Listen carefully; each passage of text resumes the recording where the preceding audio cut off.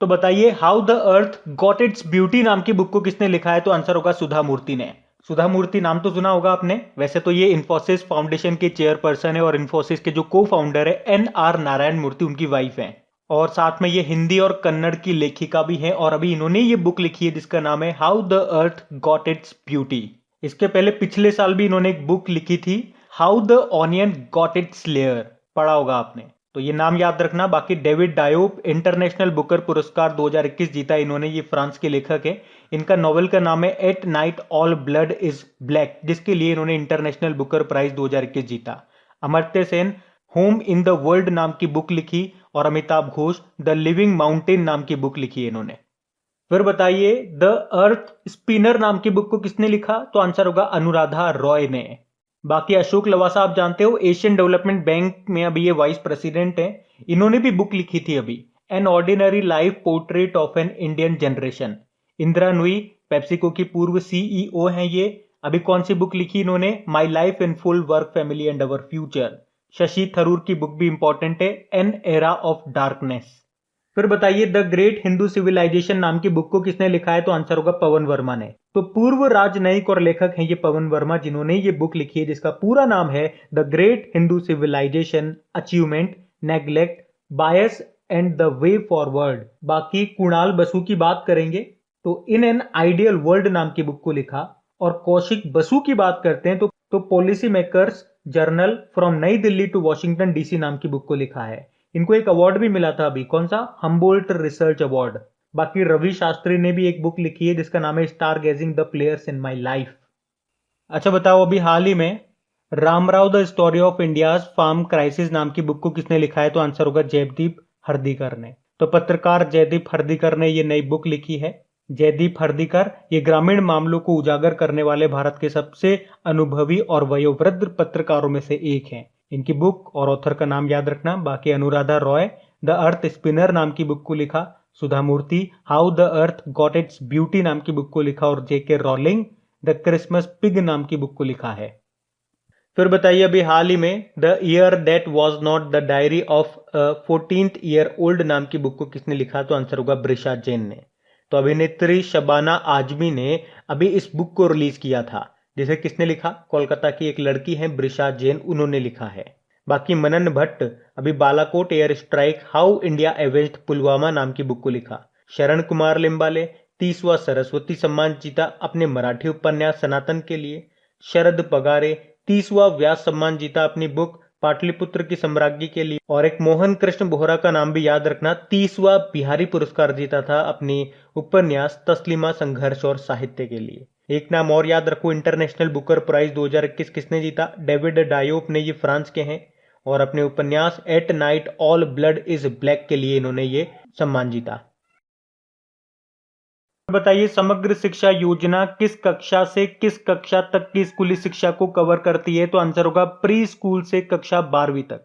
तो समग्र शिक्षा योजना ये शुरू हुई थी 2018 में और अभी ये न्यूज में क्यों है? क्योंकि इसे अगले 5 सालों के लिए बढ़ा दिया गया है। समग्र शिक्षा अभियान 2.0 इसको नाम दिया गया। अब ये 1 अप्रैल 2021 से लेकर 31 मार्च 2026 तक रहेगी। अच्छा, इस समग्र शिक्षा अभियान को किन 3 योजनाओं को मिलाकर के तैयार किया गया था? राष्ट्रीय माध्यमिक शिक्षा अभियान, सर्व शिक्षा अभियान और टीचर एजुकेशन। इन तीनों को मिलाकर के समग्र शिक्षा योजना तैयार की गई थी। तो याद रखना प्री स्कूल से लेकर कक्षा 12वीं तक को ये कवर करती है। शिक्षा मंत्री कौन है हमारे? धर्मेंद्र प्रधान है। बढ़ते आगे। फिर बताइए अभी हाल ही में किस राज्य में हर हित स्टोर योजना शुरू की गई? तो आंसर होगा हरियाणा में। तो राज्य के युवाओं को व्यापार के नए अवसर देने और आत्मनिर्भर बनाने के लिए ये योजना शुरू की गई है। इसमें क्या होगा? इसमें ग्रामीण और शहरी क्षेत्रों में रिटेल स्टोर खोले जाएंगे और इन स्टोर की मदद से बेस्ट क्वालिटी वाले जो डेली यूज में आने वाले प्रोडक्ट्स होते हैं ना, आटा दाल चावल, इनको उचित मूल्य पर बेचा जाएगा। यहाँ के जो मुख्यमंत्री हैं मनोहर लाल खट्टर, उन्होंने कहा है कि 18 से 35 आयु वर्ग का कोई भी युवा बेरोजगार नहीं रहे, इसी उद्देश्य के साथ इस योजना को शुरू किया गया है। और राज्य सरकार का लक्ष्य भी क्या रखा है? 2024 तक हरियाणा को बेरोजगार मुक्त रोजगार युक्त बनाना है। और पहला हर हित स्टोर याद रखना पंचकुला में खुला गया है। और अगर आपसे पूछा जाए ना पहला ग्रेन ATM कहां पे खुला गया था? गुरुग्राम हरियाणा में खुला गया था। गुरुग्राम में आपको इंटरनेशनल सोलर अलायंस का हेडक्वार्टर भी मिलेगा। देखो हरियाणा की कैपिटल चंडीगढ़ है, गवर्नर यहाँ के बंडारू दत्तात्रेय अभी नए बन गए, मुख्यमंत्री तो मनोहर लाल खट्टर ही थे। बताइए अभी हाल ही में चर्चा में रही कृषि कर्ण परियोजना किस राज्य से संबंधित है? तो आंसर होगा केरल। तो इस योजना के तहत मिनी पॉली हाउस बनाए जाएंगे। पॉली हाउस मतलब प्लास्टिक के घर बनाए जाएंगे ग्रीन हाउस की तरह, और इसमें एक घर की जो कीमत होगी वो होगी 2,35,000 रुपीज। और इन पॉली हाउस में लंबी फलियां, टमाटर, खीरा, शिमला मिर्च, हरी पत्तेदार सब्जियां वगैरह लगाई जाएंगी। उद्देश्य क्या है? जलवायु परिवर्तन का कृषि पर नकारात्मक प्रभाव पड़े और किसान बढ़िया से पूरे साल भर खेती कर सके। तो यह है कृषि कर्ण परियोजना। अच्छा, भारत का पहला मेडिकल डिवाइस पार्क कहाँ पे खोला गया? तो ये भी केरल में खोला गया है। और भारत का पहला जेंडर पार्क ये भी आपको केरल में मिलेगा। वैसे केरल की कैपिटल क्या है? तिरुवनंतपुरम है। तिरुवनंतपुरम में ही भारत का पहला स्पेस टेक पार्क खुला था। विक्रम साराभाई स्पेस सेंटर यहीं पर है। गवर्नर है आरिफ मोहम्मद खान और मुख्यमंत्री फिर से बन गए पिनाराई विजयन। अच्छा बताइए, प्रधानमंत्री किसान योजना ये कब शुरू की गई थी? तो आंसर होगा 2019 में। वैसे तो इसकी घोषणा की गई थी 1 फरवरी 2019 के बजट में, पर इसे 24 फरवरी 2019 से शुरू किया गया था। कहां से? उत्तर प्रदेश के गोरखपुर से। लेकिन यह भी ध्यान रखना कि ये 1 दिसंबर 2018 से ही लागू हो गई थी। वैसे प्रधानमंत्री किसान योजना की फुल फॉर्म क्या होती है? प्रधानमंत्री कृषक सम्मान निधि योजना। इसमें क्या होता है, किसानों को 2-2 हजार रुपए करके साल में 3 किस्तें दी जाती है, मतलब साल में पूरे 6,000 रुपए दिए जाते हैं। अब आप सोच रहे होंगे ये तो बहुत पुरानी योजना है, हमें पता है। इसके बारे में क्यों पढ़ाया जा रहा है करंट अफेयर्स में? क्योंकि ये योजना भी न्यूज में थी। क्यों? क्योंकि अभी इसकी नवी किस्त जारी की गई है। तो एक तो ये याद रखना कब शुरू होती है ये। अब यहां से कुछ इंपॉर्टेंट क्वेश्चंस भी मैं आपको बताऊंगा, तो वो भी आप ध्यान रखना, इसीलिए क्वेश्चन करा रहा हूं। देखो एक प्रश्न तो इसी से लिंक करके याद रख लो। इस योजना के लिए किसे प्रधानमंत्री किसान राष्ट्रीय पुरस्कार के लिए चुना गया था? तो आंध्र प्रदेश के अनंतपुर को। अब प्रश्न देखो ये भी बनता है वैसे, मृदा स्वास्थ्य कार्ड योजना इसको कब शुरू किया गया था? ये भी तो पूछा जा सकता है। तो आंसर होगा इसको शुरू किया गया था 19 फरवरी 2015 में, और इसीलिए तो हम 19 फरवरी को मृदा स्वास्थ्य कार्ड दिवस के रूप में मनाते हैं, आपको याद होगा। अच्छा वैसे ही इसको शुरू कहां से किया गया था? राजस्थान के गंगानगर के सूरतगढ़ से। और इसकी टैगलाइन क्या है? स्वस्थ धरा खेत हरा। अच्छा मृदा से एक और दिवस आपको याद आना चाहिए, विश्व मृदा दिवस, वर्ल्ड सॉइल डे, वो तो हम 5 दिसंबर को मनाते हैं। तो इस प्रश्न से आपको सिंपल सा याद रखना है प्रधानमंत्री किसान योजना।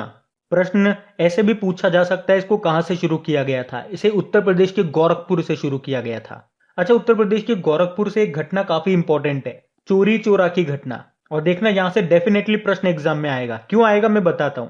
पहले तो देखो ये प्रश्न याद रखो, चोरी चोरा घटना का संबंध किस आंदोलन से है? ऐसे प्रश्न आएगा तो आपको सिंपल सा क्या करना है, असहयोग आंदोलन से, क्योंकि ये सेम टू सेम एग्जाम में प्रश्न पूछा जा चुका है, इसलिए बता रहा हूं।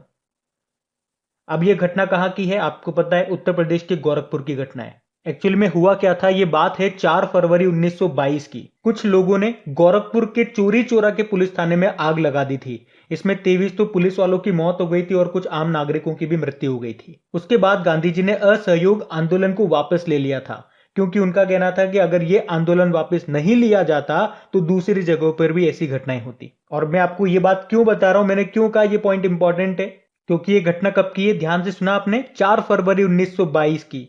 तो अगले साल 4 फरवरी 2022 को इसको पूरे 100 साल हो जाएंगे। तो ये प्रश्न आपके एग्जाम के लिए इंपॉर्टेंट है।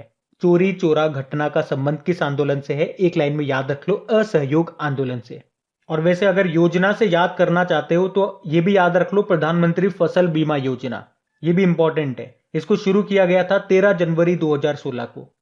और ये योजना उन किसानों पर प्रीमियम का बोझ कम करने के लिए शुरू की गई थी जो खेती के लिए लोन लेते हैं और खराब मौसम में फसल नष्ट हो जाती है। तो याद रखना किसानों के लिए किस फसल के लिए कितना प्रीमियम है? तो खरीफ की फसल के लिए केवल 2%, रबी की फसल के लिए 1.5%, बागवानी की फसल के लिए 5%, और बाकी शेष प्रीमियम का भुगतान सरकार करेगी। एक प्रधानमंत्री ग्राम सड़क योजना भी याद रखो, इसको शुरू किया गया था 25 दिसंबर सन 2000 में। 25 दिसंबर तो सुशासन दिवस भी होता है, अटल जी का जन्मदिन। और आपको याद होगा अभी पश्चिम बंगाल में दीदी ने कृषक बंधु योजना शुरू की थी, जिसमें पहले 5,000 रुपए दिए जाते थे, अब उसमें 10,000 रुपए दिए जाएंगे किसानों को। इसको फिर से रीलॉन्च किया है दीदी ने। तो काफी सारा मैंने आपको बता दिया इसमें पॉइंट्स, तो ध्यान रखना, बढ़ते हैं आगे। अच्छा बताइए, अभी हाल ही में वन धन योजना के तहत किस राज्य ने 7 राष्ट्रीय पुरस्कार जीते? तो आंसर होगा नागालैंड ने। तो अभी ट्राइफेड के 34वें स्थापना दिवस के उपलक्ष्य में पहले वन धन वार्षिक पुरस्कार 2020-21 पर नागालैंड को 7 नेशनल अवार्ड से सम्मानित किया गया। अच्छा, वन धन योजना की बात कर लेते हैं। तो याद रखना, ये एक जनजातीय उद्यमिता विकास कार्यक्रम है जो कब शुरू हुआ था? 14 अप्रैल 2018 को। और किसने शुरू किया था? ट्राइफेड ने, जनजातीय विकास मंत्रालय के साथ मिलकर के। अच्छा, ट्राइफेड का फुल फॉर्म क्या होता है? Tribal cooperative marketing federation of India limited. और इस योजना का उद्देश्य क्या है? जो जनजातीय समुदाय होते हैं उनके उत्पादों की मार्केटिंग करना, ताकि उन्हें उसके अच्छे पैसे मिल सके और लोग उनके प्रोडक्ट्स के बारे में जान सके, उन्हें खरीद सके, जिससे उन जनजातीय लोगों की आजीविका की व्यवस्था हो सके। ये इसका मुख्य उद्देश्य है।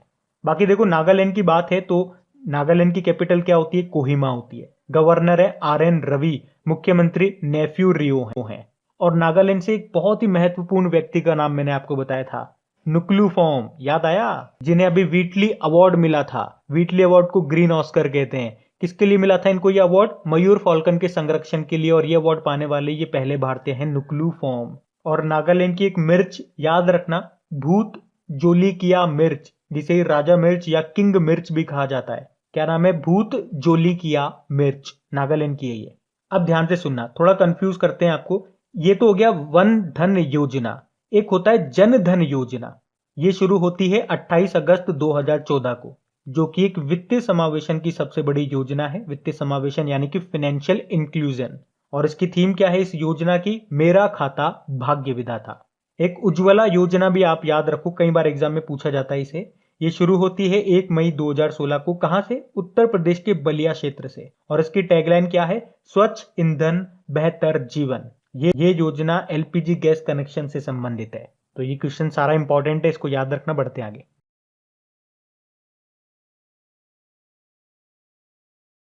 फिर बताइए, राष्ट्रीय हथकरघा दिवस कब मनाया गया? तो आंसर होगा 7 अगस्त को। तो देश में बुनकरों की स्थिति को सुधारने के लिए हर साल 7 अगस्त को नेशनल हैंडलूम डे के रूप में मनाया जाता है। इसको 2015 में मनाना शुरू किया था हम लोगों ने। इस बार ये इसका 7वां एडिशन है।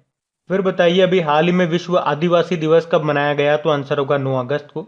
तो आदिवासियों के अधिकारों को और उनकी सुरक्षा को बढ़ावा देने के लिए हर साल 9 अगस्त को विश्व आदिवासी दिवस के रूप में मनाया जाता है। और इसकी थीम क्या रही? किसी को पीछे नहीं छोड़ना, स्वदेशी लोग और एक नए सामाजिक अनुबंध का आह्वान, यानी कि living no one behind, indigenous people and the call for a new society contract. हमारे आदिवासी मंत्री कौन है? Tribal affairs minister Arjun Munda है, जिनका निर्वाचन क्षेत्र कॉन्स्टिट्यूएंसी है खुंटी, झारखंड।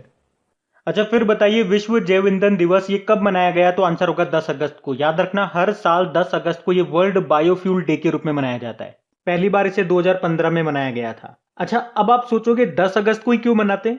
तो डीजल इंजन के आविष्कारक थे सर रोडोल्फ डीजल। उन्होंने 10 अगस्त 1893 को पहली बार मूंगफली के तेल से मैकेनिकल इंजन चलाया था। तो इस असाधारण उपलब्धि को प्रदर्शित करने के लिए हर साल 10 अगस्त को वर्ल्ड बायोफ्यूल डे के रूप में मनाया जाता है। अच्छा, एक प्रश्न और याद रखना, करंट अफेयर्स का प्रश्न है ये, कि जैव ईंधन नीति को लागू करने वाला पहला राज्य कौन सा है? तो आंसर होगा राजस्थान। अब ध्यान से सुनना, ये तो हो गया हमारा बायोफ्यूल डे। एक बायोडाइवर्सिटी डे भी होता है, वो हम 22 मई को मनाते हैं। और हमारे अभी पेट्रोलियम व नेचुरल गैस मंत्री कौन बन गए हैं? हरदीप सिंह पुरी बन गए हैं। और इस बार की थीम क्या है? बेहतर पर्यावरण के लिए जैव ईंधन को बढ़ावा देना, the promotion of biofuels for a better environment. अब ध्यान से सुनो, 10 अगस्त को एक और डे होता है, विश्व शेर दिवस, वर्ल्ड लायन डे। जबकि वर्ल्ड टाइगर डे कब मनाया था हमने? 29 जुलाई को। तो ये सारे पॉइंट्स ध्यान रखना। बढ़ते हैं आगे। अच्छा, फिर बताइए, किस दिन को भाला फेंक दिवस के रूप में मनाया जाएगा? तो आंसर होगा 7 अगस्त को। आपको पता है अभी टोक्यो ओलंपिक 2020 में नीरज चोपड़ा ने भाला फेंक में गोल्ड मेडल जीता था। तो अभी एथलेटिक्स फेडरेशन ऑफ इंडिया ने नीरज चोपड़ा के सम्मान में हर साल को 7 अगस्त को भाला फेंक दिवस के रूप में मनाने का फैसला किया। अब आपके मन में आएगा 7 अगस्त को ही क्यों? क्योंकि 7 अगस्त 2021 को ही टोक्यो ओलंपिक 2020 में पुरुषों की भाला फेंक प्रतियोगिता में उन्होंने गोल्ड मेडल जीता था, इसीलिए 7 अगस्त को। नीरज चोपड़ा से 2 पॉइंट मैंने आपको बताए थे, वो याद रखना कि ओलंपिक के इतिहास में ये पहले भारतीय एथलीट हैं गोल्ड जीतने वाले, और व्यक्तिगत रूप से गोल्ड जीतने वाले ये दूसरे भारतीय हैं। उनसे पहले निशानेबाज अभिनव बिंद्रा ने गोल्ड जीता था 2008 के बीजिंग ओलंपिक में। बाकी देखो, एथलेटिक फेडरेशन ऑफ इंडिया की बात हुई है, इसके अध्यक्ष का नाम याद रख लो, क्या नाम है? आदिले जे सुमरीवाला। एक वर्ल्ड एथलेटिक्स भी होता है, उसका तो आप हेडक्वार्टर याद रखना, हेडक्वार्टर मिलेगा आपको मोनाको में, और वैसे उसके प्रेसिडेंट सेबेस्टियन कोई है, ये भी याद रख सकते हो। बढ़ते आगे। तो बताइए हाल ही में अंतरराष्ट्रीय युवा दिवस ये कब मनाया गया? तो आंसर होगा 12 अगस्त को। तो हर साल 12 अगस्त को ये इंटरनेशनल यूथ डे के रूप में मनाया जाता है। इस बार की थीम क्या रही? Transforming food system youth innovation for human and planetary health. बाकी नेशनल यूथ डे आप जानते ही हो 12 जनवरी को मनाया जाता है। अभी आपको याद होगा ग्लोबल यूथ डेवलपमेंट इंडेक्स 2020 आया था, उसमें भारत 122 नंबर पर आता है और टॉप पर आता सिंगापुर। देखो 12 अगस्त को वर्ल्ड एलिफेंट डे भी मनाया जाता है। और एलिफेंट प्रोजेक्ट कब आया? 1992 में। एलिफेंट किन किन राज्यों का स्टेट एनिमल है? केरल का, कर्नाटक का और झारखंड का। एलिफेंट से एक याद कराया था मैंने पॉइंट आपको, लेमरू एलिफेंट रिजर्व कहां पर है? छत्तीसगढ़ में है। ये भी न्यूज में है, ध्यान रखना, क्योंकि इसका जो क्षेत्रफल है ये 2000 किलोमीटर स्क्वायर से घटा करके मात्र 450 किलोमीटर स्क्वायर करने पर चर्चा चल रही है, तो ये ध्यान रखना। अच्छा बताइए अभी हाल ही में विश्व अंगदान दिवस कब मनाया गया? तो आंसर होगा 13 अगस्त को। तो हर साल 13 अगस्त को ये वर्ल्ड ऑर्गन डोनेशन डे के रूप में मनाया जाता है। और अगर आपसे पूछा जाए ना कि ऑर्गन डोनेशन के मामले में कौन सा राज्य टॉप पे रहा, तो याद रखना तमिलनाडु, ये 6ठी बार टॉप पे रहा था। अभी नवंबर 2020 में एक लिस्ट आई थी, उसमें हमने पढ़ा था, तो ये ध्यान रखना।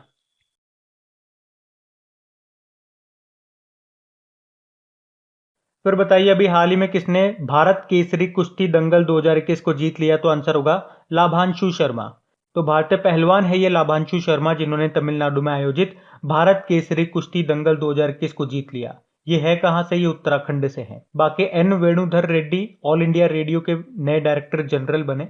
Jagjit Pawadia international narcotics control board के अध्यक्ष बने। इंटरनेशनल नारकोटिक्स कंट्रोल बोर्ड जिसका हेडक्वार्टर है वियना ऑस्ट्रिया में। Sudhanshu Mittal kho kho foundation of India के अध्यक्ष बने। ये बताइए हाल ही में फिडे वर्ल्ड कप 2021 का खिताब किसने जीत लिया है? तो आंसर होगा जॉन क्रिजिस्तॉफ डूडा ने। ये पोलैंड के चेस प्लेयर हैं जॉन डूडा। अभी इन्होंने रशिया के सर्गेई कर्जेकिन को हरा करके फिडे वर्ल्ड कप 2021 का खिताब जीत लिया। ये इसका 9th एडिशन था। और चेस से कुछ इंपॉर्टेंट पॉइंट्स याद होने चाहिए आपको, जैसे कि दुनिया के सबसे युवा ग्रैंड मास्टर बने थे कौन? अभिमन्यु मिश्रा। भारत के सबसे युवा ग्रैंड मास्टर कौन है? डी गुकेश है, ये तमिलनाडु से हैं और ये दुनिया के तीसरे सबसे युवा हैं। और पहले ग्रैंड मास्टर कौन थे? विश्वनाथ आनंद, और उनकी ऑटोबायोग्राफी का नाम माइंड मास्टर है। और इन्हें ही 1991-92 में पहला राजीव गांधी खेल रत्न पुरस्कार भी मिला था। और राजीव गांधी से भी याद होगा आपको, अब इसका नाम बदलकर मेजर ध्यानचंद खेल रत्न कर दिया गया। इसमें जो पुरस्कार राशि दी जाती थी वो पहले 7.5 लाख थी, अभी उसे बढ़ा के 25 लाख कर दिया गया। अच्छा, हमने कहा भारत के पहले ग्रैंड मास्टर थे विश्वनाथ आनंद। अगर आपसे पूछा जाए भारत की पहली महिला ग्रैंड मास्टर कौन थी, तो एस विजयलक्ष्मी आंसर कर देना। चलिए बताइए भारत में पहली बार चेस एकेडमी कहाँ पे स्थापित की जाएगी? तो आंसर होगा बेंगलुरु में। और जो चेस बोर्ड होता है ना, उसमें जो कॉलम होते हैं छोटे छोटे, कितने होते हैं टोटल? 64 होते हैं। और 20 जुलाई को चेस डे मनाते हैं हम। चेस को रेगुलेट करने वाली बॉडी है फिडे। फिडे का हेडक्वार्टर आपको लुज़ेन स्विट्जरलैंड में मिलेगा। अच्छा, एक प्रश्न का जवाब दो। BBC Indian sports women of the year 2020 का खिताब किसने जीता था? तो आंसर होगा कोनेरू हम्पी ने। प्लेयर हैं ये, याद रखना। बढ़ते हैं आगे। फिर बताइए टोक्यो ओलंपिक 2020 में किस भारतीय पहलवान ने पुरुषों की फ्री स्टाइल 65 किलोग्राम वर्ग में ब्रोंज मेडल जीत लिया? तो आंसर होगा बजरंग पूनिया ने। तो किस कैटेगरी में खेले ये? 65 किलोग्राम कैटेगरी में खेले। कजाकिस्तान के दौलत को हराकर इन्होंने ब्रोंज मेडल जीता है। और टोक्यो ओलंपिक में हमने पढ़ा भी था पहलवानी में, यानी कि रेसलिंग में 2 मेडल हमें मिले हैं। एक तो ये लेकर के आए Bajrang Punia bronze medal 65 kilogram वर्ग में। इनसे पहले रवि दहिया ये सिल्वर मेडल लेकर के आए थे 57 किलोग्राम कैटेगरी में, तो वो भी ध्यान रखना। और बताइए टोक्यो ओलंपिक 2020 में नीरज चोपड़ा ने कौन सा पदक जीता है? तो आंसर होगा गोल्ड मेडल जीता है इन्होंने। तो नीरज चोपड़ा ने भाला फेंक स्पर्धा में भारत के लिए गोल्ड मेडल जीता है टोक्यो ओलंपिक 2020 में। कितनी दूरी पे इन्होंने भाला फेंका? तो 87.58 मीटर की दूरी पर भाला फेंक करके इन्होंने गोल्ड जीता है। 2 पॉइंट मैंने इनसे रिलेटेड बताए थे आपको। एक तो याद रखना है ओलंपिक के इतिहास में ये पहले भारतीय एथलीट हैं गोल्ड जीतने वाले, और व्यक्तिगत रूप से ये दूसरे भारतीय हैं गोल्ड जीतने वाले ओलंपिक में। इनसे पहले थे कौन? अभिनव बिंद्रा थे, वो शूटर है, निशानेबाज है। 2008 के बीजिंग ओलंपिक में वो गोल्ड जीत के लाए थे। नीरज चोपड़ा ये हरियाणा से हैं। और इनसे रिलेटेड एक और प्रश्न आएगा अभी आपके आगे। और चलो जब तक आप कमेंट बॉक्स में टाइप करके बताओ, एक डे हम मना रहे हैं भाला फेंक दिवस, कब मना रहे हैं? अच्छा फिर बताइए, अभी हाल ही में टेस्ट क्रिकेट में तीसरे सबसे ज्यादा विकेट लेने वाले गेंदबाज कौन बन गए? तो आंसर होगा जेम्स एंडरसन। इंग्लैंड के हैं जेम्स एंडरसन, और अभी इन्होंने अनिल कुंबले के 619 टेस्ट विकेटों की संख्या को पीछे छोड़ते हुए टेस्ट क्रिकेट में तीसरे सबसे ज्यादा विकेट लेने वाले गेंदबाज बन गए। उनके मौजूदा अगर विकेटों की संख्या की बात करेंगे तो 163 टेस्ट में 621 विकेट लिए इन्होंने। पहले नंबर पे कौन है? मुथैया मुरलीधरन है, ये श्रीलंका के हैं, 800 विकेट इनके नाम है। और 708 विकेट के साथ शेन वॉर्न ये दूसरे स्थान पर है। शेन वॉर्न ऑस्ट्रेलिया के हैं। और ये जो मुथैया मुरलीधरन हो गए, शेन वॉर्न हो गए, अनिल कुंबले हो गए, ये सब स्पिन बॉलर थे। और जेम्स एंडरसन फास्ट बॉलर है। तो आप समझ रहे हो, आप यूं कह सकते हो कि 600 के क्लब में शामिल होने वाला पहला और एकमात्र फास्ट बॉलर कौन हो गया? जेम्स एंडरसन हो गया, ये आप बोल सकते हो। बाकी नेथन एलिस ये ऑस्ट्रेलिया के हैं, अभी T20 इंटरनेशनल डेब्यू में हैट्रिक लेने वाले पहले गेंदबाज बने थे ये। बाकी अगर आपसे पूछा जाए पहला मुलक अवार्ड किसने जीता था, तो अजिंक्य रहाणे ने जीता था। अभी आईसीसी हॉल ऑफ फेम में शामिल होने वाले 7वें भारतीय कौन बने थे? विनू माकंड बने थे। भारतीय महिला क्रिकेट टीम के कोच कौन है? रमेश पवार हैं। और देखो इसी तरह से क्रिकेट की कुछ इंपॉर्टेंट ट्रॉफियां मैं आपको बताऊं, जैसे कि देवधर ट्रॉफी हो गई, रणजी ट्रॉफी हो गई, विजय हजारे ट्रॉफी हो गई, सैयद मुश्ताक अली ट्रॉफी हो गई, और इसको अभी किसने जीता था? तमिलनाडु ने। इसी तरह से ईरानी ट्रॉफी हो गई, दिलीप ट्रॉफी हो गई, सीके नायडू ट्रॉफी हो गई। तो ये ध्यान रखना, यहां से भी प्रश्न बनते हैं। प्रश्न आ जाएगा दिलीप ट्रॉफी का संबंध किससे है। बाकी अभी सुरेश रैना की ऑटोबायोग्राफी का नाम क्या है? बिलीव। मिल्खा सिंह की क्या है? The race of my life. Sachin तो आप जानते ही हो, प्लेइंग इट माई वे है। युवराज की भी the test of my life है। और बताइए a century is not enough किसकी है? सौरव गांगुली की है।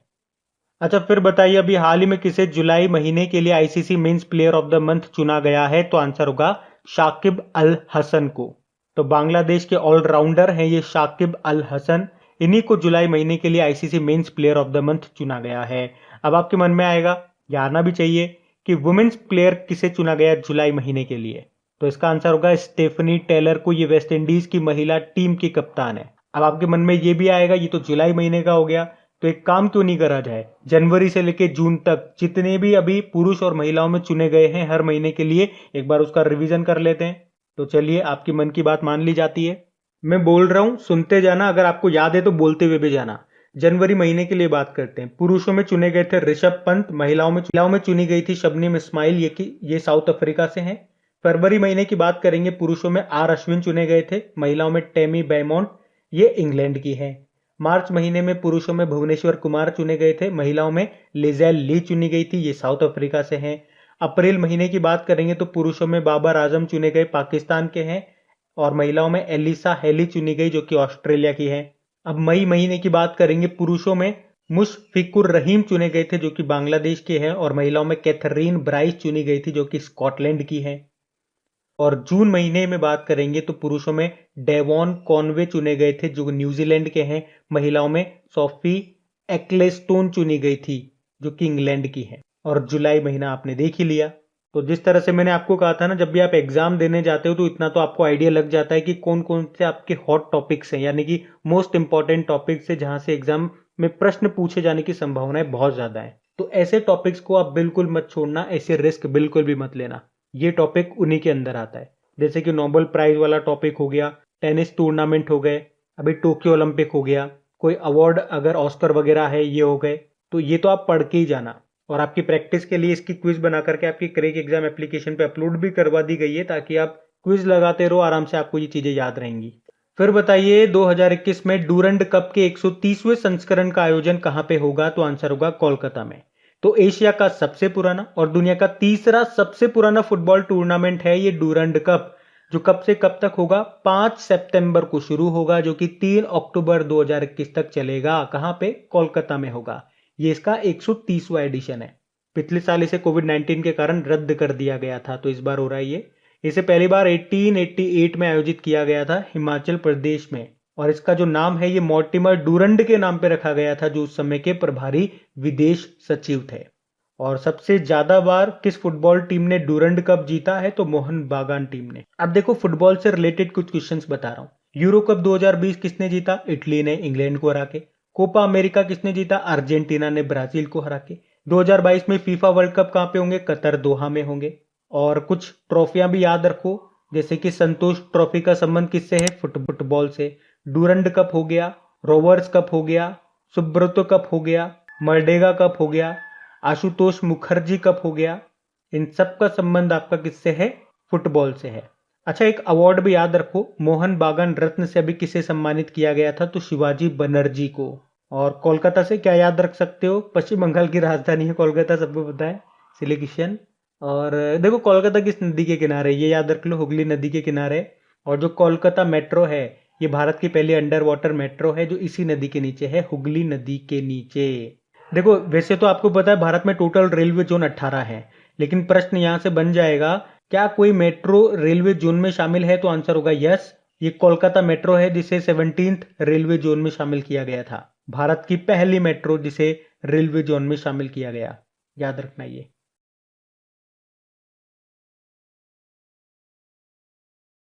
फिर बताइए, अभी हाल ही में राष्ट्रीय महिला आयोग के अध्यक्ष का कार्यकाल 3 साल के लिए बढ़ा दिया गया। नाम क्या है उनका? रेखा शर्मा है।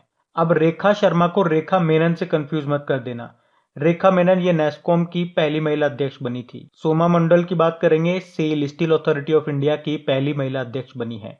और Ujjwala Singhania FICCI ladies organisation की 38वीं अध्यक्ष ये बनी। बढ़ते आगे। अच्छा बताइए, अभी कैबिनेट सेक्रेटरी का कार्यकाल 1 साल के लिए बढ़ाया गया है। क्या नाम है उनका? राजीव गोबा उनका नाम है। बाकी रेखा शर्मा ये राष्ट्रीय महिला आयोग की अध्यक्ष हैं। अभी इनका कार्यकाल भी 3 साल के लिए बढ़ाया गया था। पद्म कुमार माधवन नायर, ये इंपॉर्टेंट नाम है क्योंकि नेशनल एसेट रिकंस्ट्रक्शन कंपनी जिसे आप बेड बैंक बोलते हैं उसके ये पहले मैनेजिंग डायरेक्टर बने। नासिर कमल नागरिक उड्डयन सुरक्षा ब्यूरो के ये डायरेक्टर जनरल बने थे। फिर बताइए, अभी कौन ईरान के उपराष्ट्रपति बन गए? पहले उपराष्ट्रपति हैं ये, मोहम्मद मोखबर इनका नाम है।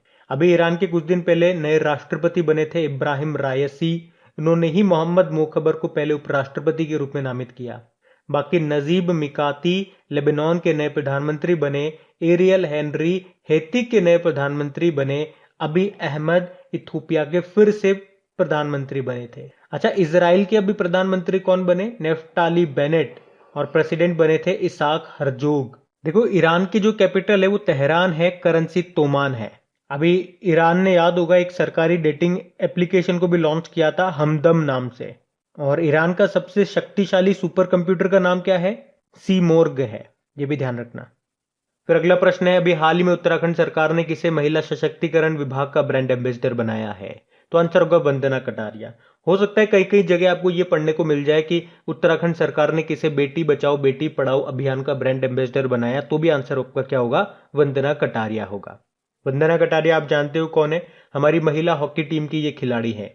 अभी इन्होंने क्या कारनामा किया था? टोक्यो ओलंपिक में एक ही मैच में 3 गोल दाग करके ये पहली भारतीय महिला खिलाड़ी बनी थी ऐसे करने वाली। इसी के लिए उत्तराखंड सरकार ने इनको 25 लाख का नगद पुरस्कार भी दिया और अभी महिला सशक्तिकरण विभाग का ब्रांड एम्बेसडर भी बना दिया। बाकी विद्या बालन, इनके नाम पे कश्मीर के गुलमर्ग में फायरिंग रेंज का नाम रखा गया है। प्रियंका चोपड़ा, एक तो इटली का एक लग्जरी ब्रांड है बुल्गेरी, उसकी ये ब्रांड एम्बेसडर बनी है और इन्होंने बुक भी लिखी है अभी अनफिनिश्ड नाम से। मीराबाई चानू की बात करेंगे तो ये मणिपुर की वेटलिफ्टर है। 49 किलोग्राम कैटेगरी में ये टोक्यो ओलंपिक में अभी सिल्वर मेडल जीत कर गई थी। बाकी सुष्मिता लेंका का नाम भी याद रखना, ये अभी इन्होंने एशिया पर्यावरण प्रवर्तन पुरस्कार, एशिया एनवायरमेंट एनफोर्समेंट अवार्ड जीता था पेंगोलिन के संरक्षण के लिए। और अगर मैं आपसे पूछूं मयूर फॉल्कन के संरक्षण के लिए किसने क्या जीता था? नुक्लू फॉर्म, ये नागालैंड से है। इन्होंने व्हीटली अवार्ड 2021 जीता था जिसे ग्रीन ऑस्कर भी कहा जाता है। ये अवार्ड जीतने वाले ये पहले भारतीय बने थे, तो ये सब ध्यान रखना आप। फिर बताइए, अभी होम इंटीरियर ब्रांड है होमलेन, उसके पहले ब्रांड एम्बेसडर बन गए कौन? महेंद्र सिंह धोनी। बाकी वंदना कटारिया हम पढ़ चुके हैं, भारतीय महिला हॉकी टीम की ये प्लेयर हैं। ये उत्तराखंड की रहने वाली हैं और अभी टोक्यो ओलंपिक में इन्होंने एक ही मैच में 3 गोल करके रिकॉर्ड बनाया था और इसीलिए उत्तराखंड सरकार ने एक तो 25 लाख रुपए का पुरस्कार दिया और सबसे इंपॉर्टेंट महिला सशक्तिकरण विभाग का ब्रांड एम्बेसडर बनाया। जॉन इब्राहिम भारत के मोटो जीपी के ब्रांड एम्बेसडर बने। विद्या बालन कश्मीर के गुलमर्ग में फायरिंग रेंज का नाम इनके नाम पर रखा गया था। फिर बताइए, अभी हाल ही में आईटीबीपी ने कितनी पहली महिला अधिकारियों को युद्ध में शामिल किया है? तो आंसर होगा 2 को। तो अभी पहली बार आईटीबीपी यानी कि इंडो तिब्बतन बॉर्डर पुलिस ने युद्ध में अपनी पहली 2 महिला अधिकारियों को यानी कि वुमेन ऑफिसर्स को नियुक्त किया है। उन 2 महिला अधिकारियों के नाम याद रखना, प्रकृति और दीक्षा। उन्हें आईटीबीपी बटालियन में कंपनी कमांडर के तौर पर तैनात किया जाएगा। और इसी तरह से आपको याद होगा एनडीआरएफ ने पहली महिला टीम को कहां पे तैनात किया था?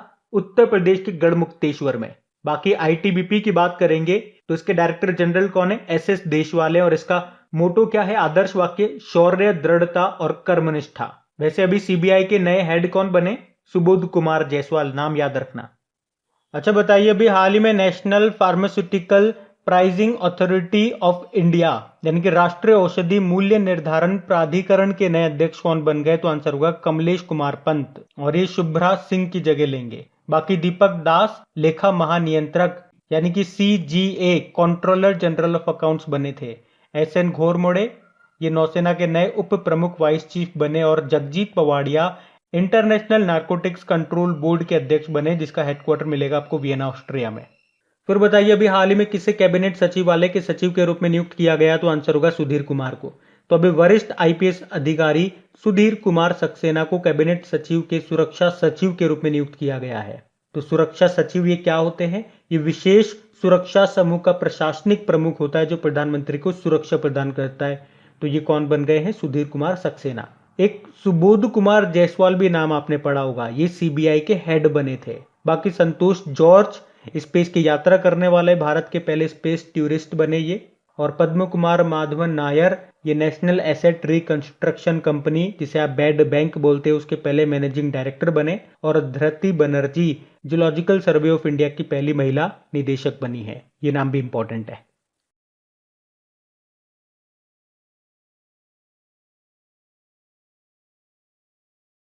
बताइए, हाल ही में देश का पहला हार्ट फेलियर बायो बैंक किस राज्य में शुरू हुआ? तो आंसर होगा केरल। तो केरल के Shri Chitra Tirunal institute for medical sciences and technology में देश के पहले heart failure research bio bank का उद्घाटन किया गया है। और अगर मैं आपसे पूछूं कि भारत में पहली बार हींग की खेती कहां पे शुरू हुई थी? हिमाचल प्रदेश के लाहौल में। और देश में पहली बार मोंक फ्रूट की खेती कहां पे शुरू हुई थी? हिमाचल प्रदेश के कुल्लू में। और ई कैबिनेट प्रणाली लागू करने वाला देश का पहला राज्य कौन सा बना? हिमाचल प्रदेश बना। और 100% एलपीजी कनेक्शन वाला पहला राज्य भी आपका हिमाचल प्रदेश ही था।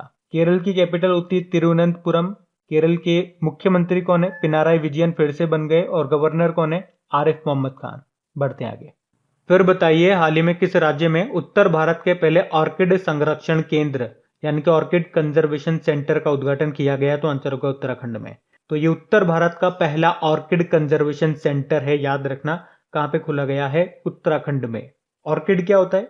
ये एक फूल वाला पौधा है और इसका वैज्ञानिक नाम होता है ऑर्किडेसी। देखो, उत्तराखंड की 2 कैपिटल आपको मिलेगी। इसकी विंटर कैपिटल तो देहरादून है, समर कैपिटल गैरसैंण है। मुख्यमंत्री नए बन गए कौन? पुष्कर सिंह धामी। और इसके गवर्नर कौन है उत्तराखंड के? बेबी रानी मौर्य। अब बताइए, हाल ही में न्यू एजुकेशन पॉलिसी 2020 को लागू करने वाला पहला राज्य कौन सा बन गया है? तो आंसर होगा कर्नाटक। और देखो, अगर आप लोग डेली करंट अफेयर्स वाला लेक्चर देखते होंगे तो वहां पे मैंने आपको सबूत के साथ बताया भी था कि कुछ समय पहले हम लोगों ने पढ़ा था कि इसको लागू करने वाला पहला राज्य बना था हिमाचल प्रदेश। और काफी सारी कटिंग्स मैंने आपको न्यूज़पेपर की बताई थी कि आप देख सकते हो उस वक्त न्यूज में यही चल रहा था, सबने यही बताया कि हिमाचल प्रदेश पहला राज्य है। और अब न्यूज में आ रहा है कि पहला राज्य बन गया है कर्नाटक। तो ऐसा इन्होंने क्यों करा ये तो यही जानते हैं, लेकिन अगर आपको एग्जाम पॉइंट ऑफ व्यू से पढ़ना है और नंबर के लिए पढ़ना है तो अब आपको ये याद रखना है कि इसको लागू करने वाला पहला राज्य कौन सा बन गया है? कर्नाटक बन गया है, क्योंकि अभी न्यूज में यही है। तो आपने पहले कहीं हिमाचल प्रदेश नोट्स वगैरह बनाते हो वहां कर रखा हो तो करेक्शन कर लेना। देखो, राष्ट्रीय शिक्षा नीति की बात करेंगे तो सबसे पहले ये कब आई थी? 1968 में। दूसरी बार 1986 में आती है और अभी तीसरी बार आई है 2020 में। और अगर आपसे पूछा जाए 2020 वाली ये भारत की जो तीसरी राष्ट्रीय शिक्षा नीति है ये किस समिति की सिफारिश पे आती है? तो आंसर क्या करना? कस्तूरी रंगन समिति।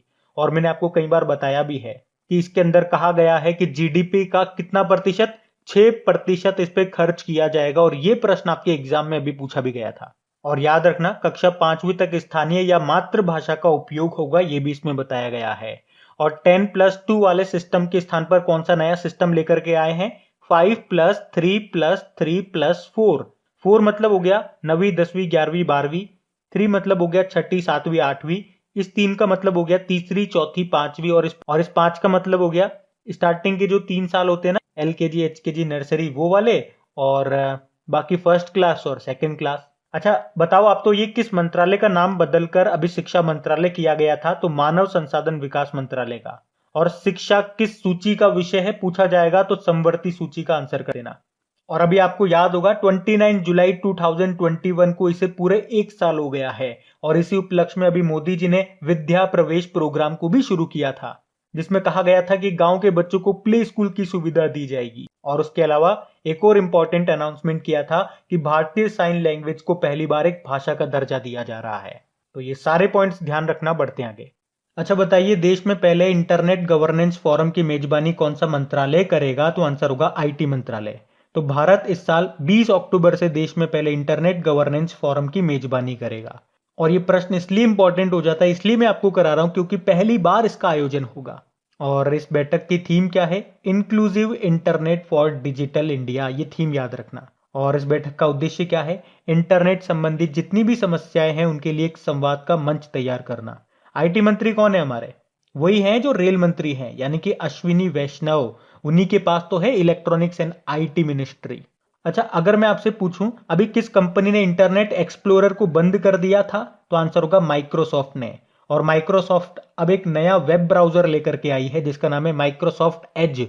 और आप मुझे बता सकते हो अभी गूगल ने किस नाम से दुनिया की सबसे लंबी अंडर सी केबल बिछाई है? तो आंसर होगा फर्मीना। और गूगल की जो पेरेंट कंपनी है ना अल्फाबेट, उसने एक नई कंपनी शुरू की है, किस नाम से? इंट्रेंसिक नाम से। वो रोबोट्स इंडस्ट्री में जो रोबोट्स यूज होते हैं ना उनके सॉफ्टवेयर बनाएगी है। और आपसे पूछा जाए कि फादर ऑफ फाइबर ऑप्टिक्स किसे कहा जाता है? तो नरेंद्र सिंह कृपलानी को। फाइबर ऑप्टिक्स, देखो यहां से भी प्रश्न बन जाता है, एक फिजिक्स का प्रश्न बनता है कि किस प्रिंसिपल किस सिद्धांत में काम करता है ये? तो टोटल इंटरनल रिफ्लेक्शन के सिद्धांत पे काम करता है। हिंदी में बोलेंगे तो पूर्ण आंतरिक परिवर्तन। तो ये ध्यान रखना, बढ़ते आगे। फिर बताइए, अभी हाल ही में शहरी क्षेत्र में सामुदायिक वन संसाधन मान्यता पत्र देने वाला देश में पहला जिला कौन सा बन गया है? तो आंसर होगा धमतरी, जो कि है छत्तीसगढ़ में। इसका मतलब क्या हो गया? इसका मतलब ये हो गया कि धमतरी जिले ने अपनी सभी वार्ड सभाओं को ये अधिकार दे दिया कि वे अपने जितने भी वन हैं, जितने भी जंगल है, उनका मालिकाना हक रख सकते हैं। मालिकाना हक रखने का मतलब क्या हो गया? अब उनके पास ये अधिकार है कि वे उनका संरक्षण कर सके, उनकी सुरक्षा खुद से कर सके, उनका प्रबंधन मैनेजमेंट खुद से कर सके। तो ये ध्यान रखना। आप बढ़ते हैं आगे। अच्छा बताइए, अभी हाल ही में देश का पहला वाटर प्लस शहर कौन सा बन गया है? तो आंसर होगा इंदौर।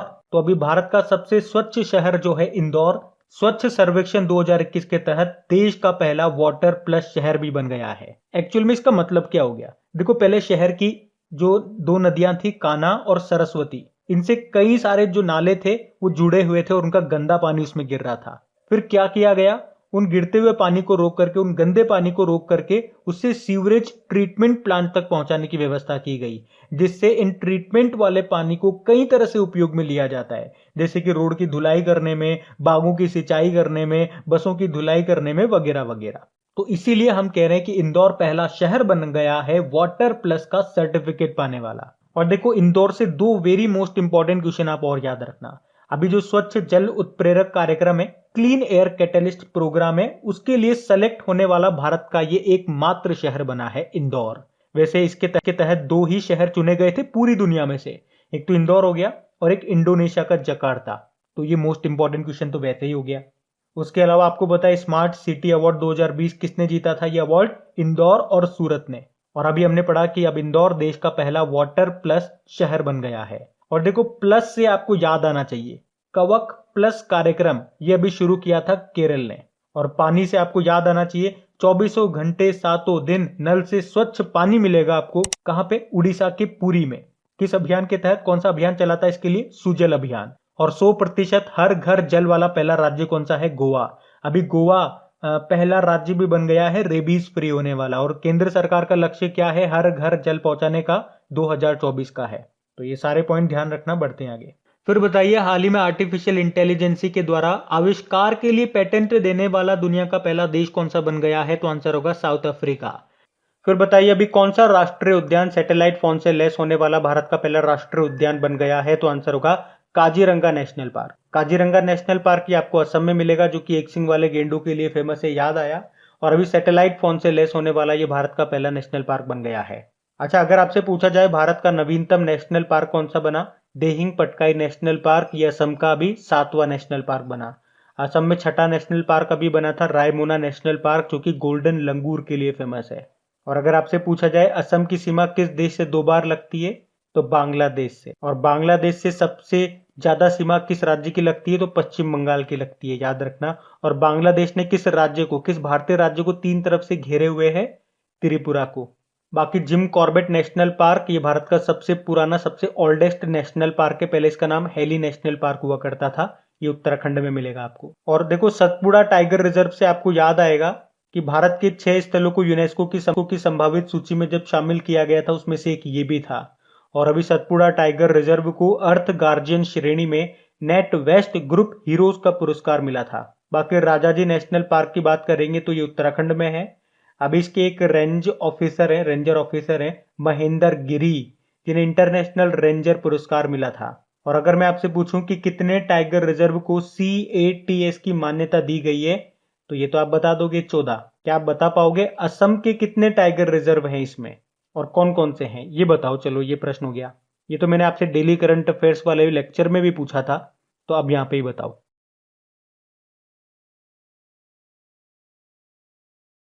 अच्छा बताइए अभी हाल ही में भारत ने किस देश के साथ जायेद तलवार 2021 नौसैनिक अभ्यास का आयोजन किया? तो आंसर होगा यूनाइटेड अरब अमीरात। तो अभी भारतीय नौसेना और यूनाइटेड अरब अमीरात की नौसेना ने अबू धाबी के तट पर जायेद तलवार 2021 नौसैनिक अभ्यास का आयोजन किया। तलवार से आपको याद आता होगा अभी जो कटलेस एक्सरसाइज 2021 हुआ था अफ्रीका में, इसमें भारत की नौसेना ने पार्टिसिपेट किया था। और भारत की तरफ से कौन सा जहाज गया था? तलवार नाम का जहाज गया था, तो ये भी ध्यान रखना आप। अच्छा बताइए अंतरराष्ट्रीय सैन्य खेल 2021 इंटरनेशनल आर्मी गेम्स या मिलिट्री गेम्स आप बोल दीजिए 2021 वालों का आयोजन ये कहाँ पे किया जाएगा? तो आंसर होगा रशिया में। और कब से कब तक? 22 अगस्त को ये शुरू हो रहे हैं, जो कि 4 सितंबर तक चल रहे हैं। और इसमें भारत की तरफ से 101 सदस्य का दल हिस्सा ले रहा है। ये पहली बार कब हुए थे? ये इंटरनेशनल आर्मी गेम्स ये 2015 में हुए थे। और अभी आपको याद होगा 2019 में जो हुए थे उसमें से एक प्रतियोगिता का आयोजन भारत के राजस्थान में भी हुआ था। अच्छा आप तो ये बताइए अंतरराष्ट्रीय संयुक्त राष्ट्र शांति सैनिक दिवस international day of United nation peace keepers ये कब मनाया जाता है? 29 मई को। रशिया की कैपिटल क्या है? मॉस्को है। करेंसी क्या है? रूबल है। व्लादिमीर पुतिन यहाँ के प्रेसिडेंट हैं। अच्छा बताइए भारत और किस देश के बीच में अल मोहद अल हिंद 2021 का आयोजन किया गया? ये एक्सरसाइज है जो भारत और सऊदी अरब के बीच में हुआ और ये इन दोनों के बीच में पहला नौसैनिक अभ्यास है। क्या नाम है? अल मोहद अल हिंदी 2021। देखो डिफेंस सेक्टर से एक प्रश्न और याद रखना आप कि 2022 में जो डिफेंस एक्सपो होगा उसका आयोजन कहां पे किया जाएगा? गुजरात के गांधीनगर में।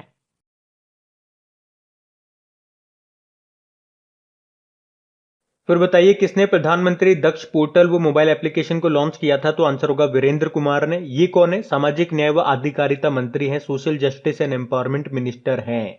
और इस एप्लीकेशन इस पोर्टल को लॉन्च करने का उद्देश्य क्या है? तो जो पिछड़ा वर्ग हो गया, जो अनुसूचित जातियां हो गई या फिर जो सफाई कर्मचारी हो गए, उनके लिए कौशल विकास योजनाओं को आसान बनाना। मतलब कौशल विकास प्रशिक्षण यानी कि स्किल डेवलपमेंट ट्रेनिंग से संबंधित जितनी भी जानकारियां होगी वो आपको एक ही स्थान पे इस पोर्टल पे मिल जाएगी। यहाँ पे दक्ष का मतलब होता है दक्षता और कुशलता संपन्न हितग्राही।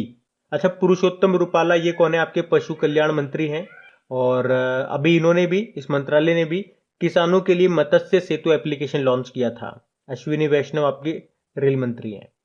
अच्छा फिर बताइए अभी हाल में किस राज्य के मुख्यमंत्री ने ई नगर मोबाइल एप्लीकेशन को लॉन्च किया? तो आंसर होगा गुजरात। तो गुजरात के जो मुख्यमंत्री है ना विजय रूपानी, उन्होंने नगरों में नागरिक केंद्रित सेवाएं लोगों को आसानी से घर बैठे उपलब्ध हो सके उसके लिए ये ई नगर नाम से एक मोबाइल एप्लीकेशन को लॉन्च किया है। बाकी यहां से आप लिंक करके याद रख सकते हो ई नायरा के बारे में। ई नायरा, नाइजीरिया ने अपनी डिजिटल करेंसी का नाम ई नायरा रखने की घोषणा की थी। बाकी गुजरात की कैपिटल गांधीनगर है। गांधीनगर निर्वाचन क्षेत्र कॉन्स्टिट्यूएंसी है अमित शाह का। जिनके पास कौन कौन से मंत्रालय हैं? गृह मंत्रालय और सहकारिता मंत्रालय। मुख्यमंत्री विजय रूपानी है, गवर्नर है आचार्य देवव्रत। अभी अगर आपसे पूछा जाए कि गुजरात के कितने स्थल यूनेस्को की विश्व धरोहर सूची में शामिल है तो 4 हैं। अभी चौथा कौन सा बना था? धोलावीरा, जो कि हड़प्पा सभ्यता का स्थल है। और ये गुजरात का तो चौथा है और देश का 40वां है। इसका स्थानीय नाम क्या है? कोटड़ा दा टिम्बा। तो ये तो हो गया देश का 40वां स्थल जिससे यूनेस्को की विश्व धरोहर सूची में शामिल किया गया था। इससे पहले 39 नंबर का कौन सा था? तेलंगाना का रामप्पा मंदिर, जिसे रुद्रेश्वर मंदिर भी बोलते हैं। तो ये ध्यान रखना, बढ़ते आगे। अच्छा, फिर बताइए, अभी हाल ही में भारतीय रेलवे ने यात्रियों की मदद के लिए किस नाम से एक वन स्टॉप सॉल्यूशन एप्लीकेशन को लॉन्च किया? तो आंसर होगा रेल मदद। यहाँ पे मदद की फुल फॉर्म हो गई mobile application for desired assistance during travel. और अभी भारतीय रेलवे ने इस एप्लीकेशन के साथ एक हेल्पलाइन नंबर को भी लॉन्च किया है। ये जो नंबर है, जितनी भी अभी तक इनकी हेल्पलाइन नंबर हुआ करते थे, भाई ये परेशानी है तो ये नंबर दबाओ, वो परेशानी है तो वो नंबर दबाओ, तो अब सब नंबर को मिला करके एक सिंगल नंबर बना दिया गया। कोई भी परेशानी हो इस नंबर को डायल कर लो। ये नंबर है 139। ये 24 घंटे 7 दिन चालू रहेगा। 12 भाषाओं में ये उपलब्ध है। ट्रेन से याद होगा आपको, अभी उत्तर प्रदेश सरकार ने काकोरी कांड का नाम काकोरी ट्रेन एक्शन कर दिया था।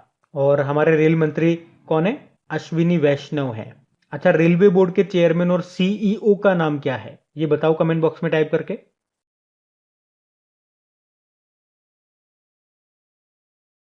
अब बताइए, अभी हाल ही में जारी वैश्विक युवा विकास सूचकांक 2020 में भारत किस स्थान पर रहा? तो आंसर होगा 122वें स्थान पे। तो लंदन में राष्ट्रमंडल सचिवालय के द्वारा जारी 168 देशों के युवाओं की स्थिति को मापने वाले ये नए ग्लोबल यूथ डेवलपमेंट इंडेक्स 2020 में भारत 122वें नंबर पे रहा है। भारत की रैंक याद रखना है 122। और टॉप पे है कौन सा? सिंगापुर। सेकंड पे है स्लोवानिया। थर्ड पे है नॉर्वे।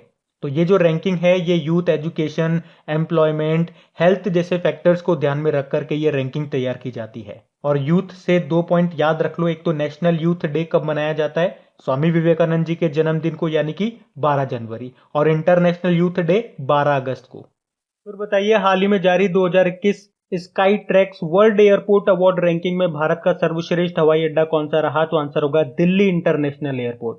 तो दिल्ली में आपको पता है जो इंदिरा गांधी इंटरनेशनल एयरपोर्ट है, अभी ये 2021 की sky tracks world airport award ranking में दुनिया के टॉप 50 बेस्ट एयरपोर्ट में शामिल हो गया है। और लगातार तीसरे साल ये भारत का बेस्ट एयरपोर्ट है। वैसे इस लिस्ट में इसकी बात करेंगे इंदिरा गांधी इंटरनेशनल एयरपोर्ट की, ये 45 नंबर पर है। हैदराबाद इंटरनेशनल एयरपोर्ट 64 नंबर पर है। मुंबई इंटरनेशनल एयरपोर्ट आपका 65 नंबर पर है। और जो बेंगलुरु इंटरनेशनल एयरपोर्ट है वो 71 नंबर पर है। तो आप यूं भी कह सकते हो कि टॉप 100 के अंदर 4 भारतीय एयरपोर्ट हैं। अच्छा, इस लिस्ट में टॉप पे कौन रहा? कतर का हमाद इंटरनेशनल एयरपोर्ट। सेकंड पे जापान का हानेडा एयरपोर्ट। और तीसरे नंबर पे सिंगापुर का चांगी इंटरनेशनल एयरपोर्ट, जो कि 2020 वाली लिस्ट में टॉप पे था, अभी तीसरे नंबर पे आ गया। देखो, एयरपोर्ट से आपको कुछ पॉइंट बताता हूं, ध्यान रखना। एक तो एविएशन मिनिस्टर कौन बन गए अभी? नागरिक उड्डयन मंत्री ज्योतिरादित्य सिंधिया। एक करंट अफेयर्स का प्रश्न बनता है आपका कि नागरिक उड्डयन सुरक्षा ब्यूरो यानी कि bureau of civil aviation security के डायरेक्टर जनरल कौन बने? नासिर कमल बने। अभी जो गो एयर एयरलाइंस है उसने अपना नाम बदल करके गो फर्स्ट कर लिया है। अच्छा बताओ, अभी किस एयरपोर्ट को काउंसिल इंटरनेशनल का रोल ऑफ एक्सीलेंस अवार्ड मिला? कोचिन एयरपोर्ट को। बाकी देखो, अगर आपसे पूछा जाए गोपीनाथ बारदोलाई इंटरनेशनल एयरपोर्ट कहां पर है, तो देखो आप जानते होंगे आधुनिक असम का संस्थापक किन्हें कहा जाता है? गोपीनाथ बारदोलाई को। तो वहीं पे ये हवाई अड्डा भी होगा। वीर सावरकर एयरपोर्ट आपको अंडमान निकोबार में मिलेगा। डॉक्टर भीमराव अंबेडकर हवाई अड्डा आपको नागपुर में मिलेगा। लाल बहादुर शास्त्री हवाई अड्डा आपको वाराणसी में मिलेगा। और चौधरी चरण सिंह एयरपोर्ट आपको कहाँ मिलेगा? लखनऊ में। एक बिरसा मुंडा स्टेडियम बन रहा है, कहाँ पे? उड़ीसा के राउरकेला में, जो कि भारत का सबसे बड़ा हॉकी स्टेडियम होगा।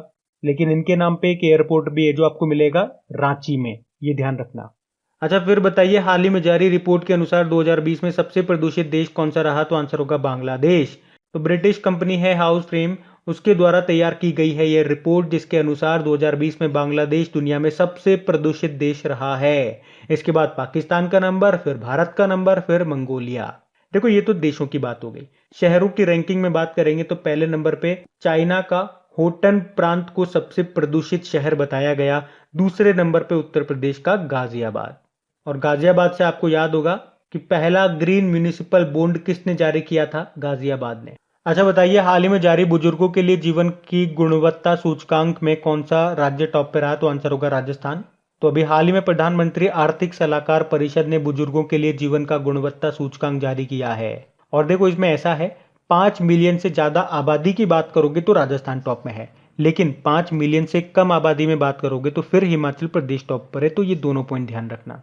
और बुजुर्गों से याद आएगा एक दिवस, international day of older person, जो 1 अक्टूबर को मनाते हैं। और बुजुर्गों से आपको याद आना चाहिए, अभी सोशल जस्टिस एंड एम्पावरमेंट जो मिनिस्टर है वीरेंद्र कुमार, उन्होंने बुजुर्गों के लिए एल्डर लाइन प्रोजेक्ट शुरू किया था। उसके अलावा सेज प्रोजेक्ट भी शुरू किया था। सेज मतलब होता है senior care ageing growth engine. देखो राजस्थान की बात करेंगे, इसकी कैपिटल जयपुर है। जयपुर को पिंक सिटी बोलते हैं और जयपुर से 2-3 प्रश्न बन जाते हैं। भारत का दूसरा सबसे बड़ा क्रिकेट स्टेडियम और दुनिया का तीसरा सबसे बड़ा क्रिकेट स्टेडियम जयपुर में बनेगा। जयपुर को अभी यूनेस्को की वर्ल्ड हेरिटेज साइट में भी शामिल किया गया था। और आप यहां से याद रख सकते हो, देखो भारत में 2 वर्ल्ड हेरिटेज सिटीज हैं, एक तो जयपुर हो गया और एक अहमदाबाद हो गया।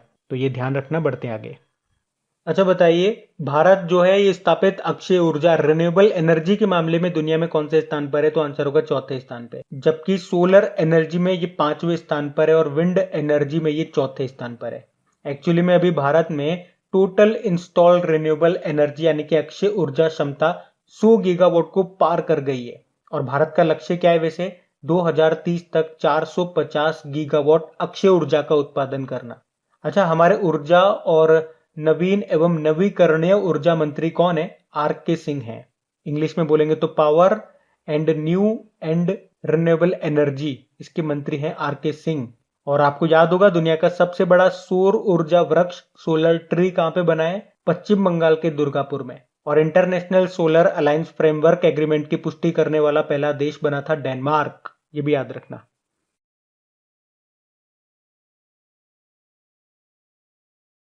अच्छा बताइए, अभी हाल ही में आरबीआई ने बैंकिंग फ्रॉड के बारे में जागरूकता अभियान के लिए किसे चुना है? तो आंसर होगा नीरज चोपड़ा को। नीरज चोपड़ा वही जो ओलंपिक में गोल्ड लेकर के आए थे भाला फेंक प्रतियोगिता में। तो आरबीआई ने लोगों से ऑनलाइन ट्रांजैक्शन में सतर्कता बरतने को कहा है, जिससे वो मुश्किलों से बच सकते हैं। जैसे कि एटीएम पिन हो गया, ओटीपी हो गया, सीवीवी नंबर हो गया, आपका बैंक का अकाउंट नंबर हो गया, उसके बारे में आपको किसी को जानकारी नहीं देनी है, बस इतना ध्यान रखो। अच्छा, नीरज चोपड़ा से एक पॉइंट और याद रखना, भाला फेंक में आपको पता है ये गोल्ड जीत करके आए थे, ये हरियाणा के जेवलिन थ्रोवर हैं। और भाला जो फेंका था, कितनी दूरी पे फेंका था जब इनको गोल्ड मिला? तो वो नंबर भी याद रखना, 87.58 मीटर की दूरी पे। मीराबाई चानू आप जानते हो, ये मणिपुर की हैं, वेटलिफ्टर हैं ये। अभी 49 किलोग्राम कैटेगरी में टोक्यो ओलंपिक में इन्होंने सिल्वर जीता था। पीवी सिंधु ये बैडमिंटन प्लेयर हैं, हैदराबाद से हैं ये, और अभी ब्रोंज मेडल जीता है इन्होंने टोक्यो ओलंपिक में। और इस तरह से लगातार 2 ओलंपिक में मेडल जीतने वाली ये पहली भारतीय महिला है। पिछले 2016 में जो रियो ओलंपिक हुए थे उसमें भी इन्होंने मेडल जीता था, उसमें इन्होंने सिल्वर जीता था, इस बार ब्रोंज जीता है। बाकी रवि दहिया ये पहलवान है, इन्होंने भी अभी सिल्वर मेडल जीता है 57 किलोग्राम कैटेगरी में। इस बार टोक्यो ओलंपिक में 2 पहलवान मेडल लेकर के आए थे, तो ये रवि दहिया हो गए 57 किलोग्राम कैटेगरी में, ये तो सिल्वर लेकर के आए थे। और जो बजरंग पूनिया है वो 65 किलोग्राम कैटेगरी में ब्रॉन्ज लेकर के आए थे। तो ये भी थोड़ा सा आइडिया रखना। और देखो, टोक्यो ओलंपिक से जितने भी इंपॉर्टेंट क्वेश्चंस बनते हैं, अगर आपने वो याद नहीं किए हैं तो याद कर लेना, आने वाले एग्जाम में डेफिनेटली यहां से प्रश्न बनेंगे ही बनेंगे। तो ये अच्छी अपॉर्चुनिटी है, इसको मिस मत करना, ये फ्री के नंबर है, यूं समझ लो बस। कुछ टॉपिक्स तो ऐसे होते हैं जो आपको पता होता है यहां से प्रश्न आने ही आने, और फिर भी उसको तैयार नहीं करा तो फिर तो क्या कहने। मैं बस इतना बता रहा हूं कि टोक्यो ओलंपिक में जितने भी इंपॉर्टेंट प्रश्न बनते हैं उसका एक एक्सक्लूसिव ऑडियो बना करके मैंने अपलोड कर दिया है। काफी सारे स्टूडेंट सुन चुके हैं और सबको बहुत पसंद आया है। आप पहले कमेंट देखना, उसके बाद सुनना, अगर आपको लगता है आपका टाइम वेस्ट हो जाए तो। लिंक आपको नीचे डिस्क्रिप्शन में मिल जाएगा, टोक्यो ओलंपिक इंपॉर्टेंट क्वेश्चंस करके। अभी हम बढ़ते हैं आगे।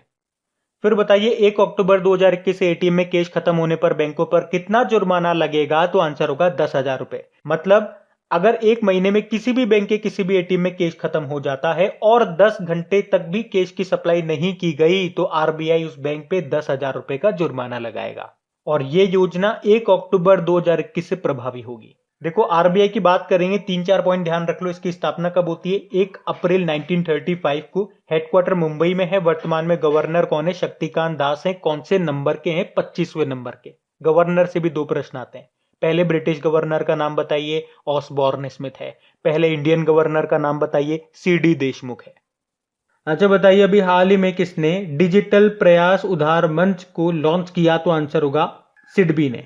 तो अभी सिडबी ने कम आय वाले उद्यमियों यानी कि एंटरप्रेन्योर्स को लोन की सुविधा देने के लिए एक एप्लीकेशन आधारित डिजिटल लेंडिंग प्लेटफॉर्म जिसका नाम है डिजिटल प्रयास, इसको लॉन्च किया है।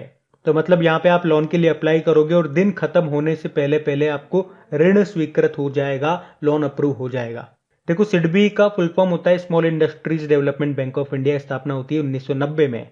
इसके सीएमडी एस रमन है और हेडक्वार्टर मिलेगा आपको लखनऊ में। आरबीआई की बात भी कर लें। आरबीआई की स्थापना हुई थी 1 अप्रैल 1935 को, मुंबई में हेडक्वार्टर है। शक्तिकांत दास 25वें नंबर के गवर्नर है।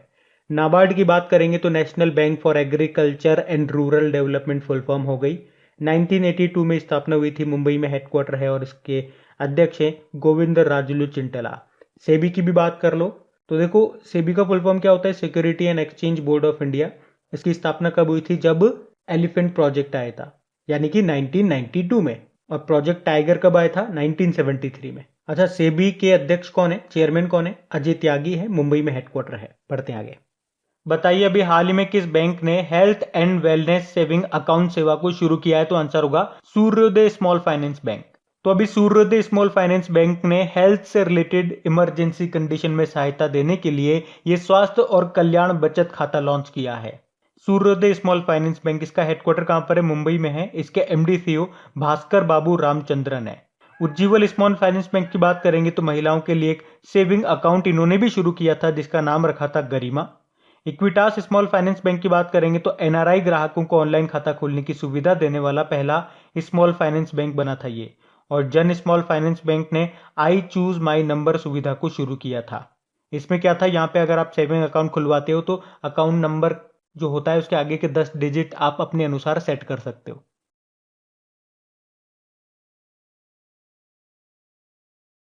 अच्छा बताइए, अभी हाल ही में किस राज्य में हरेली त्योहार मनाया गया? तो आंसर होगा छत्तीसगढ़ में। और याद रखना, इसे छत्तीसगढ़ का पहला त्योहार भी कहा जाता है। तो सावन में हरेली अमावस्या को यह मनाया जाता है। इसमें किसान जो खेती है और किसानी में काम आने वाले जो उपकरण हैं, जो बैल वगैरह हैं, जो भैंसे वगैरह हैं, उनकी पूजा करते हैं। अच्छा, छत्तीसगढ़ से एक इंपॉर्टेंट डांस आप याद रखना, पंडवानी नृत्य। ये काफी बार एग्जाम में पूछा जाता है और इसकी पहली महिला कलाकार कौन है? तीजन बाई है। और मैंने आपको कई बार बताया, ये तो हरेली त्योहार हो गया जो कि छत्तीसगढ़ का है। एक हरेला उत्सव भी होता है, हरेला पर्व, वो कहाँ मनाया जाता है? उत्तराखंड में मनाया जाता है। देखो, छत्तीसगढ़ की कैपिटल रायपुर है, मुख्यमंत्री हैं भूपेश बघेल और गवर्नर कौन है? अनुसुईया उइके हैं। छत्तीसगढ़ में 4 टाइगर रिजर्व आपको मिलेंगे। Achanakmar tiger reserve, Indravati tiger reserve, Sitanadi Udanti tiger reserve और गुरु घासीदास टाइगर रिजर्व। एक लेमरू हाथी अभयारण्य भी याद रखना, यह भी न्यूज में था क्योंकि इसका क्षेत्रफल घटाने पे बात चल रही है। यह आपको मिलेगा छत्तीसगढ़ के कोरबा में। फिर बताइए, अभी हाल ही में कहा बंगस आवाम मेला का उद्घाटन किया गया? तो आंसर होगा जम्मू कश्मीर में। जम्मू कश्मीर के राज्यपाल कौन है? मनोज सिन्हा। उन्होंने ही कुपवाड़ा जिले की बंगस घाटी में स्वतंत्रता के 75 वर्ष का जश्न मनाने के लिए बुंगस आवाम मेले का उद्घाटन किया। सिंपल से याद रखो, पूछा जाएगा आपसे बंगस आवाम मेला कहां पे मनाया जाता है या इसका संबंध किस राज्य या यूनियन टेरिटरी से है? तो आंसर कर देना जम्मू कश्मीर। देखो, जम्मू कश्मीर से एक खीर भवानी मेला भी याद रखना आप। कुछ इंपॉर्टेंट मेले त्योहार मैं आपको रिवाइज कराऊं तो उड़ीसा के 2-4 पॉइंट याद रख लो। एक तो नुआखाई त्योहार काफी पूछा जाता है, बाली यात्रा यहीं की है, धानु यात्रा यहीं की है, रजा पर्व उत्सव ये उड़ीसा का ही है, और खर्ची पूजा एक बार एग्जाम में आया था, इसका संबंध किस राज्य से है? ऐसे प्रश्न आता है तो त्रिपुरा आंसर होगा। लाई हराओबा, इसका संबंध मणिपुर से है। मणिपुर से आप याद रखो संगाई उत्सव। और एक अंबुबाची का मेला याद रख लो, ये कामाख्या देवी मंदिर में आयोजित किया जाता है जो आपको मिलेगा असम में। उसी तरह से मकर विलक्कू त्योहार याद रखो, ये सबरीमाला मंदिर में मनाया जाता है और ये कहां पर है? केरल में है। केरल में एक अट्टुकल पोंगल त्योहार भी मनाया जाता है, जबकि पोंगल त्योहार ये तमिलनाडु में मनाया जाता है। और इसी तरह से कंफ्यूज करने वाले एक और नाम है पक्के पागा हॉर्नबिल फेस्टिवल, ये अरुणाचल प्रदेश में होता है, जबकि हॉर्नबिल फेस्टिवल ये नागालैंड में होता है। तो ये पॉइंट आप ध्यान रखना।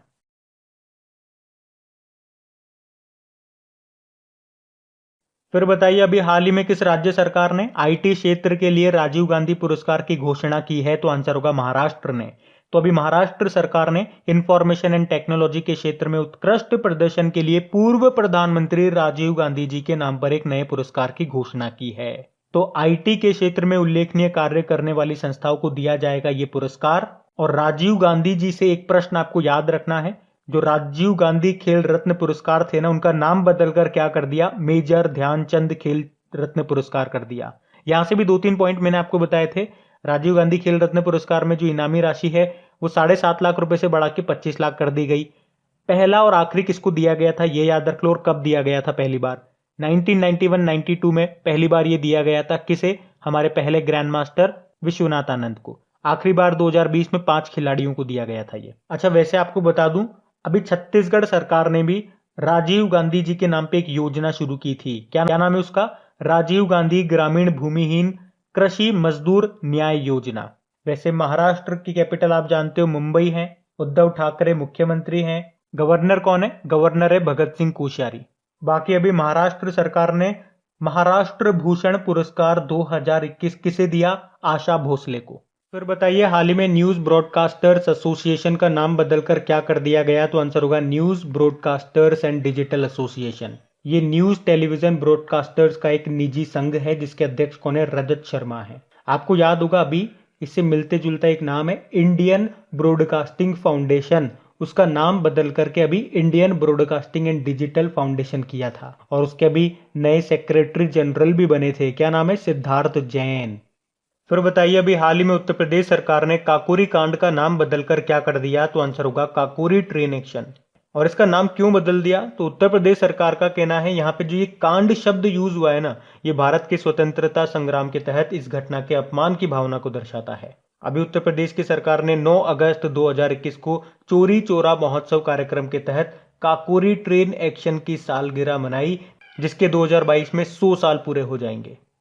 काकोरी कांड आप जानते हो कि ये घटना एक ट्रेन लूट से जुड़ी हुई है जो 9 अगस्त 1925 को काकोरी से चली थी और आंदोलनकारियों ने इस ट्रेन को लूटने का प्लान बनाया था।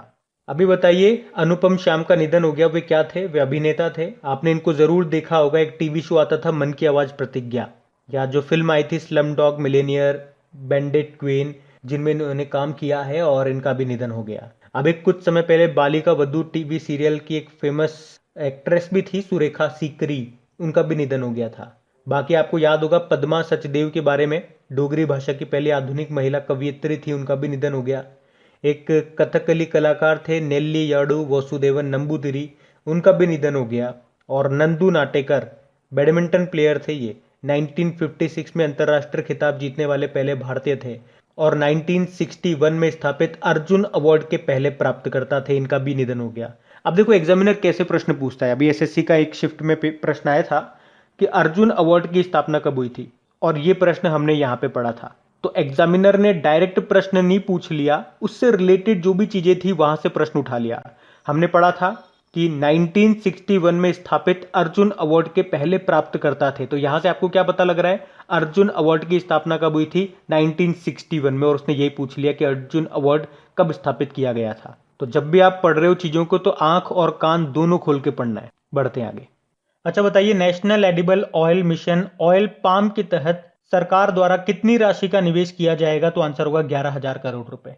तो अभी नरेंद्र मोदी जी ने अभी 8 अगस्त को एक राष्ट्रीय खाद्य तेल मिशन ऑयल पाम यानी कि national edible oil palm oil mission की घोषणा की है, जिससे भारत को ताड़ के तेल सहित खाना पकाने के तेल में भारत को आत्मनिर्भर बनाने के लिए 11,000 करोड़ रुपए का निवेश करेगी सरकार।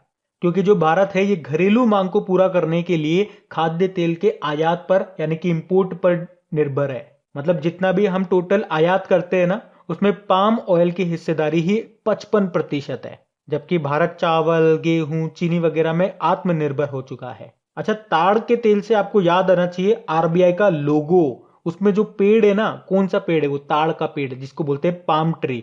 और उसमें जो जानवर है वो कौन सा जानवर है? रॉयल बंगाल टाइगर है। तो बताइए, किस यूनियन टेरिटरी ने जल के बारे में जानकारी देने के लिए पानी माह अभी शुरू किया था? तो आंसर होगा लद्दाख। तो अभी लद्दाख ने अगस्त के महीने को पानी माह के रूप में शुरू किया है और इसको मनाए जाने का उद्देश्य क्या है? पानी की गुणवत्ता का परीक्षण करना, जल का संरक्षण कंजर्वेशन करना और गांव स्तर पर पानी सभा का आयोजन करना। और पानी से आपको याद होगा 100% हर घर जल वाला पहला राज्य आपका कौन सा है? गोवा है। गोवा अभी रेबीज मुक्त भी हो गया था और ऐसा होने वाला ये पहला राज्य बना। और पहला ड्रिंक फ्रॉम टैप वाला शहर, यानी कि 24 घंटे 7 दिन आपको नल से स्वच्छ जल मिलेगा, ऐसा करने वाला शहर कौन सा बन गया? उड़ीसा का पुरी बन गया। अच्छा, केंद्र सरकार का लक्ष्य क्या है हर घर जल का? 2024 का है। और लद्दाख के लेफ्टिनेंट गवर्नर राधाकृष्ण माथुर है। अभी लद्दाख में जो केंद्रीय विश्वविद्यालय बनेगा उसका नाम किसके नाम पे रखा गया है? सिंधु नदी के नाम पे। और देश में ऐसा पहली बार हुआ है जब किसी यूनिवर्सिटी का नाम नदी के नाम पे रखा जाएगा।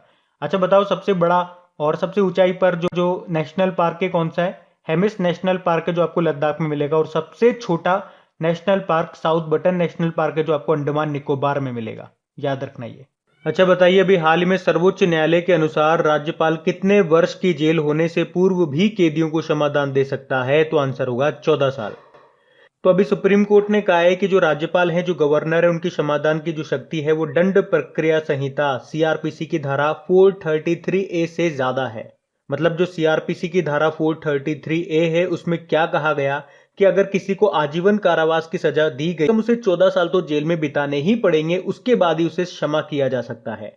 लेकिन अभी सुप्रीम कोर्ट ने कहा है कि राज्य के जो राज्यपाल है वो 14 साल से पहले भी क्षमादान दे सकते हैं। तो ये आपको ध्यान रखना है। अच्छा, राज्यपाल के क्षमादान की शक्ति का उल्लेख संविधान के किस अनुच्छेद में है? 161 में।